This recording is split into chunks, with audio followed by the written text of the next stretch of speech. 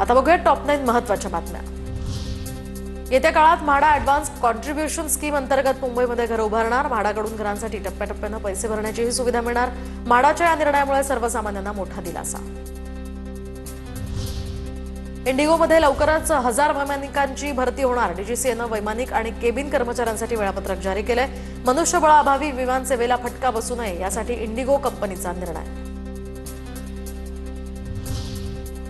मुंबई ते विजयदुर्ग या रोरो सेवेला एप्रिलचा मुहूर्त। महाराष्ट्र सागरी मंडळानं रोरो सेवा सुरू करण्याचा निर्णय घेतलाय। निविदा प्रक्रिया पूर्ण झाली। दरम्यान मार्चमध्ये ही प्रक्रिया पूर्ण करून एप्रिलमध्ये सेवा सुरू करण्याचेही नियोजन। परीक्षेमध्ये गैरप्रकारांना मदत केल्यास थेट फौजदारी गुन्हा दाखल होणार। राज्यस्तरीय समितीबरोबरच जिल्हास्तरीय दक्षता समिती पथक कार्यान्वित। 10वी आणि 12वीची परीक्षा कॉपीमुक्त करण्यासाठी शिक्षण मंडळाचा हा निर्णय। पुण्यामध्ये पासपोर्ट मिळवण्यासाठी चारित्र्य पडताळणी 15 दिवसात आता होण्याची शक्यता। ऑनलाईन अर्जांमध्ये वाढ झाल्यानं आणि प्रकरणं प्रलंबित राहत असल्यामुळे घेण्यात आला हा निर्णय। आज भारत पाकिस्तानचा महामुकाबला। T20 वर्ल्ड कपमध्ये दोन्ही संघ भिडणार। संध्याकाळी 7 वाजता या सामन्याला सुरुवात होणार। भारतीय संघ सलग 3ऱ्या विजयासाठी आतुर। आज भारत आणि पाकिस्तान यांच्यामध्ये T20 वर्ल्ड कपमधील महामुकाबला। टीम इंडियाच्या विजयासाठी रत्नागिरीमध्ये अस्खलित कोकणी भाषेत घालण्यात आलं गाऱ्हाणं। रत्नागिरीतील क्रिकेट प्रेमींकडून घोषणाबाजी। नोबेल विजेत्या नर्गिस मोहम्मदींची प्रकृती खालावली। नर्गिस मोहम्मदी यांना शांततेचा नोबेल पुरस्कार। नर्गिस मोहम्मदी या इराणच्या तुरुंगात बंदिस्त। नर्गिस मोहम्मदी यांच्या पतीनं प्रकृतीविषयी ही माहिती दिली आहे। आता बघूयात मुंबई पुण्यातल्या टॉप 9 बातम्या। ठाण्यात नाशिकमधील त्र्यंबकेश्वर मंदिरामध्ये भाविकांची मोठी गर्दी। महाशिवरात्री निमित्तानं मंदिराला आकर्षक विद्युत रोषणाई। मंदिर प्रशासनाकडून गर्दीचंही नियोजन।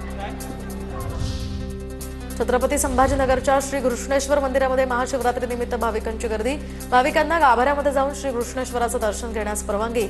महादेवाच्या दर्शनासाठी राज्यातनं भाविकांच्या मोठ्या रांगा। तर परळीतील वैद्यनाथ मंदिरावर सुद्धा आकर्षक विद्युत रोषणाई। भक्तांसाठी विविध सोयी सुविधा। भाविकांची दर्शनासाठी मोठी गर्दी होती। इगतपुरीच्या शिवमंदिरात पहाटेपासूनच भक्तांची गर्दी। महाशिवरात्री निमित्त शिवपिंडीला सजावट। महाराष्ट्राच्या कान्याकोपऱ्यातनं दर्शनासाठी भाविक इथे येत असतात। महाशिवरात्रीच्या निमित्तानं नागपुरातील प्राचीन कल्याणेश्वर मंदिरामध्ये सुद्धा भक्तांची मोठी गर्दी। मंदिराला आकर्षक विद्युत रोषणाई। रत्नागिरीच्या पणजी तिसवाडीमधील देव गोरेश्वर महाराज महाशिव मंदिरामध्ये प्राणप्रतिष्ठा सोहळा। गोव्याचे मुख्यमंत्री प्रमोद सावंत प्राणप्रतिष्ठा सोहळ्याला हजेरी लावणार। तर सोहळ्याला देशभरातील आखाड्यातील संत सुद्धा इथे उपस्थित राहणार असल्याची माहिती। अमरावतीमधील प्राचीन शिवमंदिरात दर्शनासाठी भाविकांची मोठी गर्दी। कोंडेश्वरमधील प्राचीन शिवमंदिराला 5000 वर्षांपूर्वीचा इतिहास आहे। सोलापुरातील मल्लिकार्जुन मंदिरामध्ये भाविकांची दर्शनासाठी गर्दी। रात्री 12 वाजेपर्यंत भक्तांची रीघ या ठिकाणी लागली आहे। दरम्यान 900 वर्षांपासून सुरू असलेली ही परंपरा अद्यापही अखंडितपणे सुरू।